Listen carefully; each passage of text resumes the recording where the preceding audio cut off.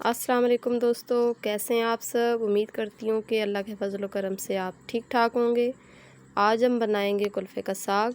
इसके लिए हम साग को अच्छी तरह धो लेंगे ताकि मिट्टी वगैरह निकल जाए। इसके बाद इसकी मोटी मोटी डंडियाँ हटाकर इसको हम काट लेंगे और एक पतीले में पानी शामिल करेंगे और इसको गर्म होने के बाद इसमें शामिल कर देंगे ये कटा हुआ साग और अब हम इसको बॉईल कर लेंगे। तो दोस्तों, जब तक हमारा साग बॉईल होता है तो हम इसके फ़वाइद के बारे में बात कर लेते हैं। ये साग गर्मियों में बहुत ही फ़ायदेमंद है। ये जिगर की गर्मी, मैदे की गर्मी को दूर करता है।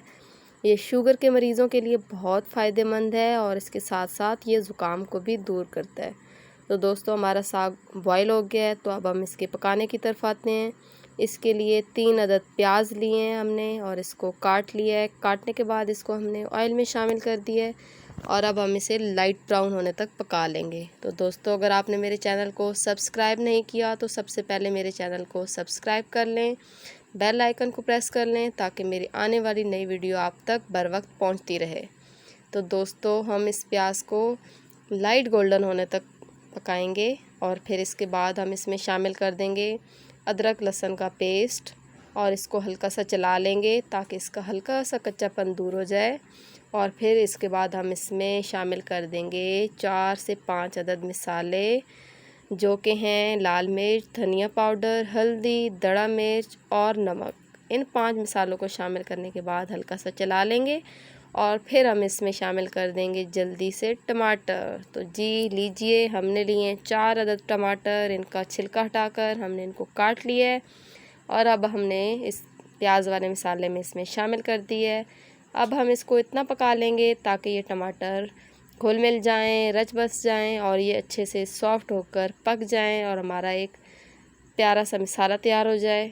इसके बाद इसमें हम शामिल कर देंगे आलू।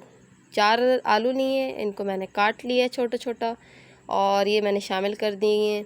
10 से 15 मिनट के लिए अब हम इसको पका लेंगे ताकि ये सॉफ़्ट हो जाएं और इसके बाद हम इसमें बॉयल किया हुआ साग शामिल कर देंगे और अब हम इस साग को इतना पका लेंगे ताकि इसका पानी खुश्क हो जाए और आलूओं में जो कसर रह गई थी ये भी निकल जाए और ये अच्छे तरीके से यकजान हो जाएं, प्यारे से मज़ेदार सा टेस्ट इनका निकल आए।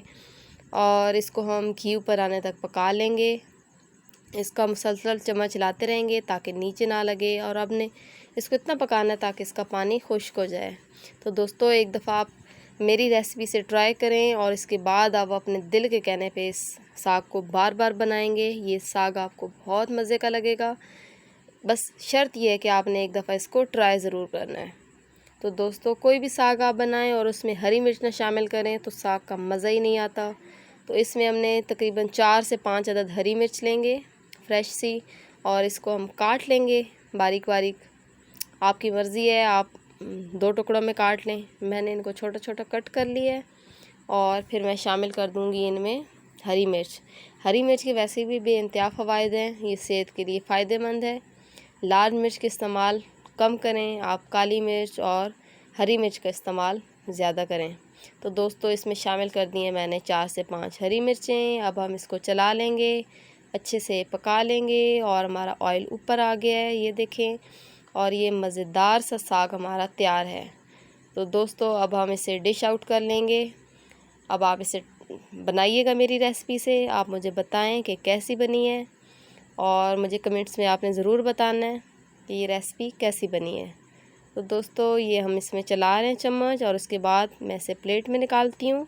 ये देखें कि ये अच्छा सा ऊपर आ गया है और इसके बाद हम इसे प्लेट में निकाल लेंगे। निकालने के बाद हम इसे रोटी के साथ खाएंगे और ये बहुत ही मज़े का साग तैयार है। इसे बनाएं।